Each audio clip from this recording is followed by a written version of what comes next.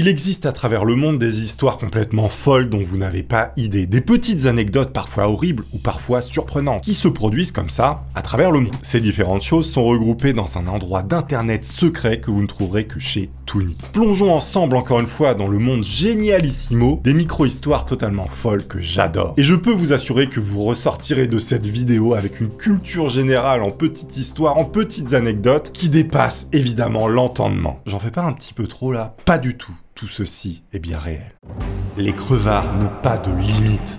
Alors là, écoutez bien, là c'est vraiment les opportunistes incroyables. Les propriétaires d'appartements ou de maisons à Glasgow en Écosse, qui louaient justement ces appartements ou ces maisons à des gens, ont tenté d'augmenter le loyer de 25% aux femmes dont les maris combattaient pendant la Première Guerre mondiale. C'est-à-dire que pendant que les maris étaient envoyés au front, les propriétaires véreux se sont dit: et si on augmentait les loyers aux femmes restées à la maison? Est-ce que c'est pas la puterie ultime? Les femmes ont donc organisé une grève des loyers et ont empêché les huissiers d'entrer dans leur immeuble en leur lançant des bombes de farine et, accrochez-vous bien, en baissant leurs pantalons. Faut imaginer. On est en 14-18. Tous les maris sont partis au combat, les 3/4 sont morts. Les femmes restées à la maison baissent les pantalons des huissiers. Franchement, je ne sais pas quoi dire. L'histoire ne nous dit pas si finalement elles ont réussi à pas faire augmenter leur loyer, mais en tout cas le geste de rébellion était beau. Girl power.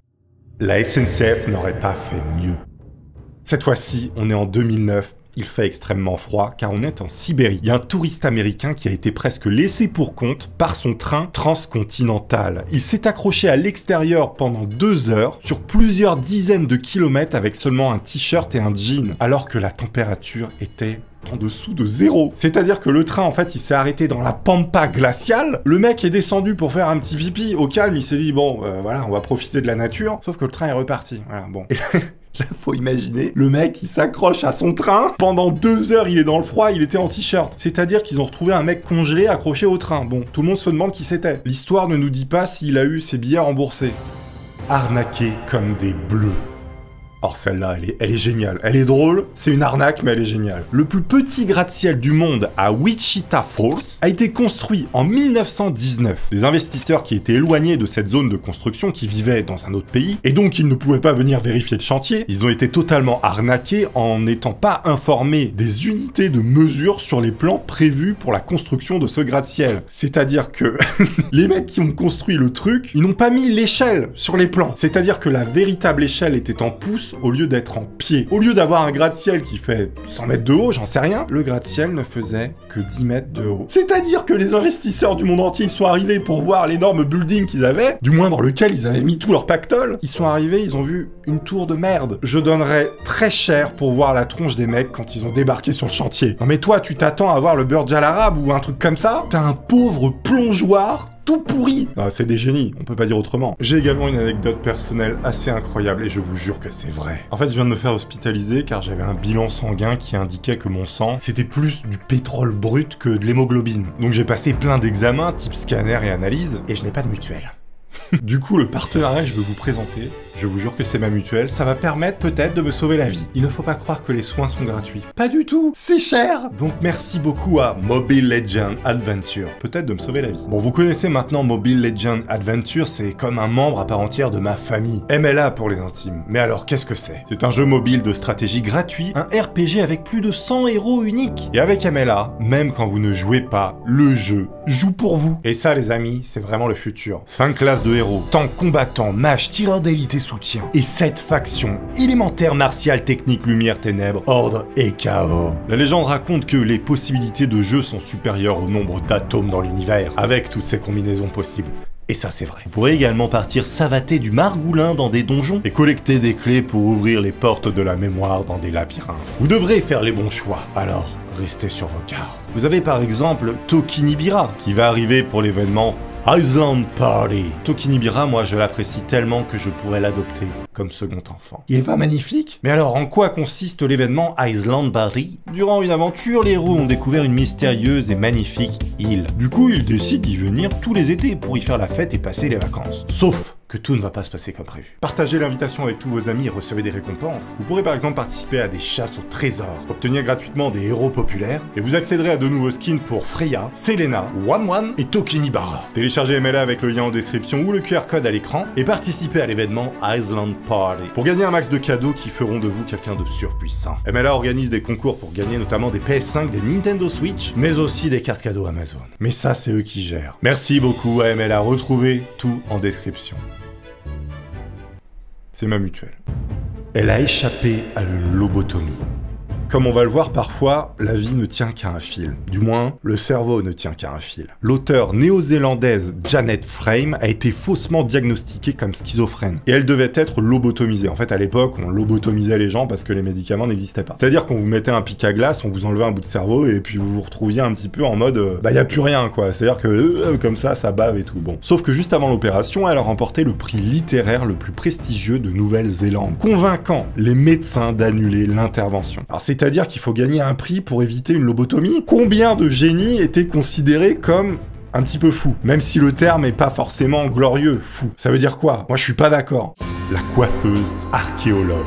Oui, non, coiffeuse archéologue, ça existe. On a donc une coiffeuse qui est devenue archéologue de la coiffure. Archéologue de la coiffure, ça existe. Elle a visité un musée en 2001 et a réalisé que les historiens avaient tort de dire que les coiffures des statues grecques et romaines étaient en fait des perruques. Elle a recréé les styles et publié ses découvertes dans The Journal of Roman Archaeology. Je savais pas qu'on pouvait devenir archéologue coiffeur. Donc là, ce que vous pouvez voir, c'est l'image des statues considérées comme étant perruquées, si vous me permettez l'expression. Et apparemment, cette femme coiffeuse archéologue, j'adore ce travail, aurait démontré que, visiblement, on peut refaire une coiffure. Ah, il y a une vidéo. Il y a une vidéo. Alors, est-ce qu'elle va coiffer quelqu'un? Pas du tout, c'est une publicité. Ah, no fund. Bon, bah, tant pis pour nous. C'est pas grave, croyez-moi. Bref, l'idée, c'est de savoir qu'il existe des coiffeurs archéologues. Ça existe.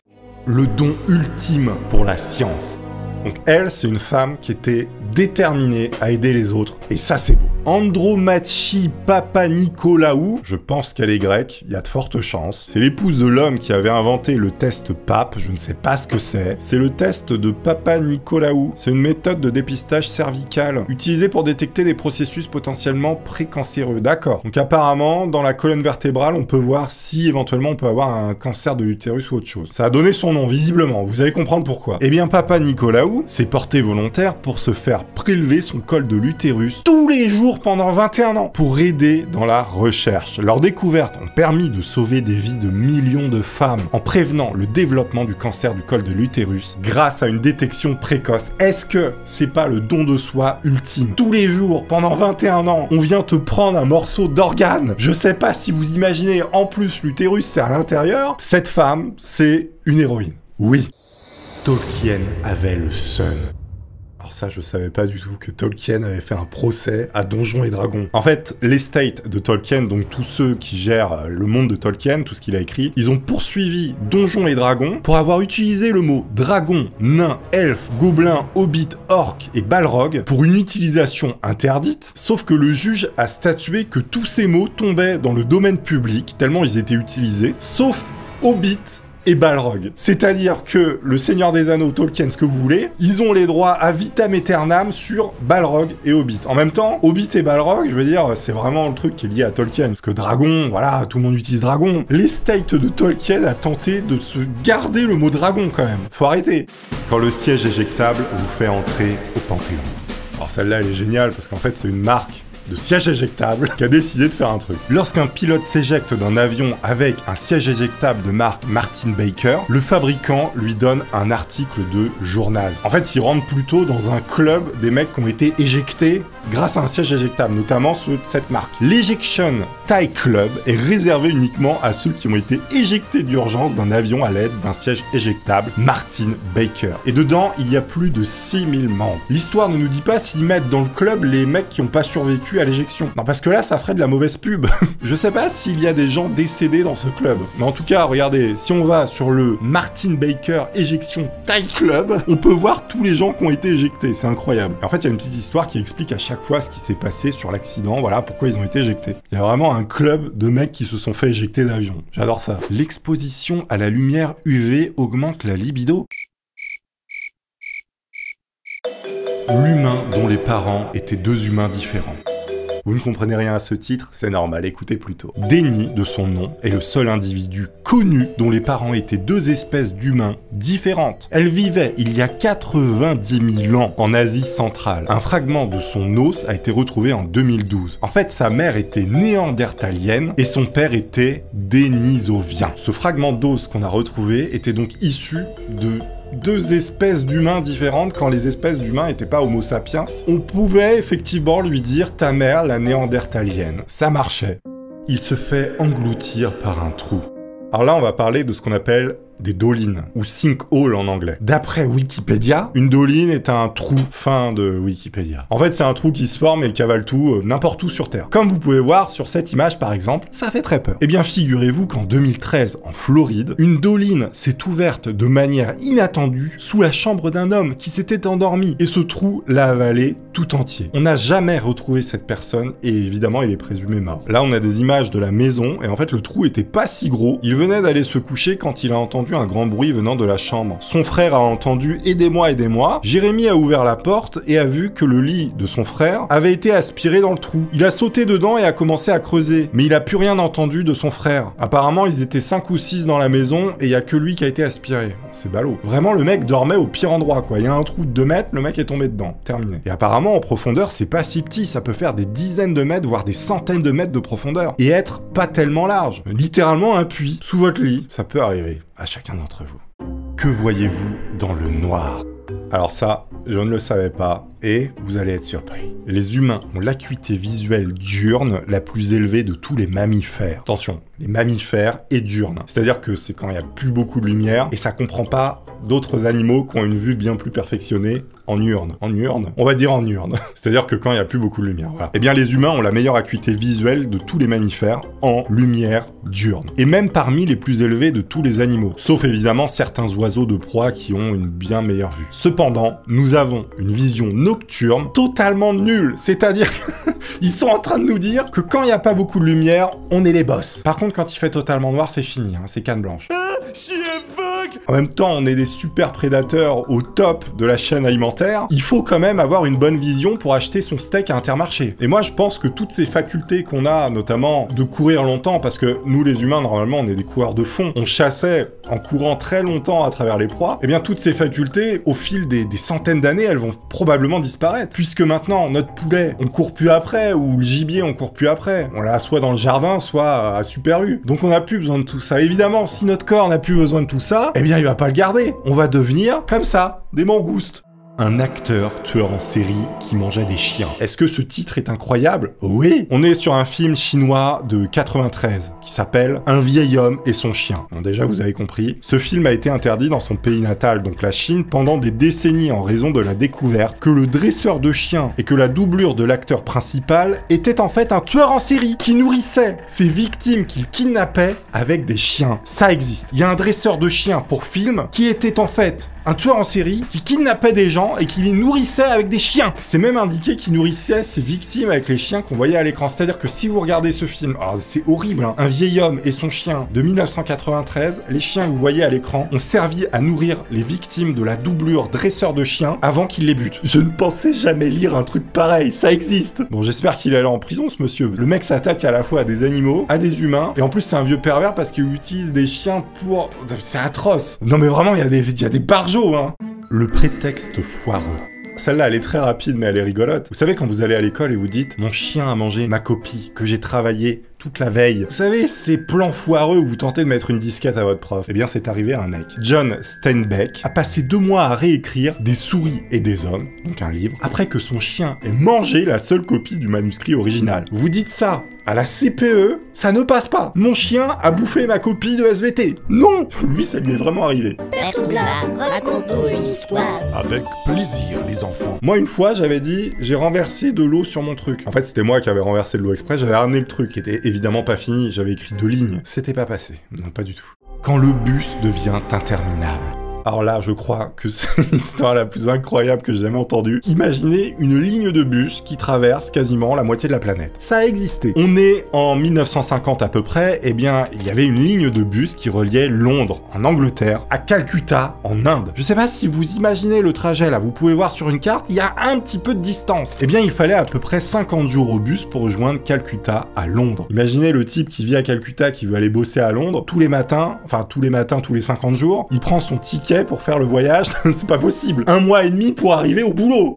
Quand la robotique va trop loin. Donc là, il y a des gens qui ont inventé un robot poisson et pas n'importe lequel. Ça marchait tellement bien, vous allez voir, que ça a fait quelques modifications. Donc il y a un robot poisson qui a été inventé pour imiter le prédateur naturel du moustique. Il était si efficace qu'il modifiait le comportement des moustiques et même leur physiologie et leur fertilité. Il leur faisait tellement peur aux moustiques qu'ils mouraient instantanément. C'est-à-dire que dès qu'ils voyaient le robot, les moustiques, ils faisaient une sorte de crise cardiaque. Si tant est qu'ils aient un cœur, je ne sais pas. Et donc ça, c'est l'image du robot poisson qui faisait tellement peur aux moustiques qu'il les tuait instantanément.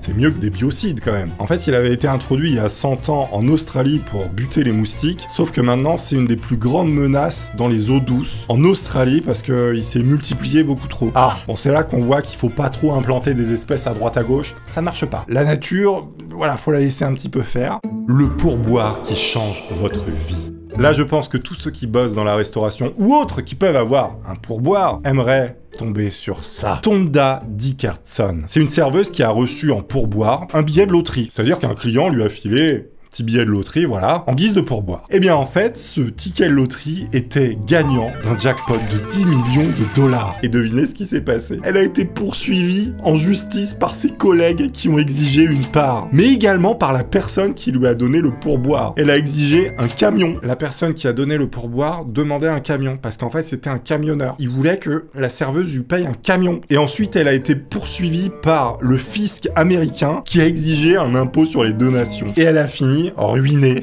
C'est n'importe quoi. Le diable de Tasmanie. Vous connaissez tous le diable de Tasmanie dans les Looney Tunes. Vous savez, l'espèce de machin toujours énervé là.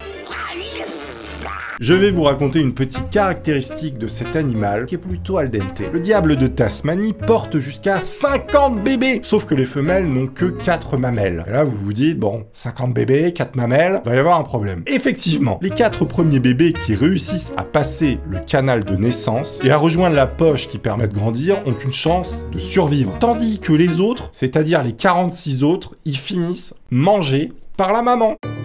Il tatouait les organes de ses patients. Déjà au titre, vous avez tout compris. On est en 2013 et un chirurgien au Royaume-Uni a été radié de l'ordre des médecins. Il a été reconnu coupable d'agression après avoir apposé ses initiales sur le foie de 2 patients. Il a été démasqué lorsqu'un autre chirurgien a tenté de greffer un nouvel organe à un patient et ce nouveau chirurgien qui devait faire une nouvelle greffe a trouvé les initiales de l'ancien chirurgien. Les initiales mesuraient 4 cm. C'est-à-dire que le mec se prenait réellement pour un artiste et il signait littéralement les organes de ses patients. Non mais c'est pas un délire. J'imagine le proctologue qui signe l'intestin grêle de quelqu'un. On n'est pas sur une poterie là, on change un organe. Il a pris la prison, normal. C'est pas des vaches, hein, c'est des organes humains. Merci encore à Mobile Legends Adventure de sponsoriser cette vidéo. Retrouvez en description le lien pour télécharger le jeu gratuitement sur iOS ou Android. Je vous remercie, je vous dis tous à bientôt pour de nouvelles aventures. Portez-vous bien, abonnez-vous si c'est pas déjà fait. À très vite, au revoir.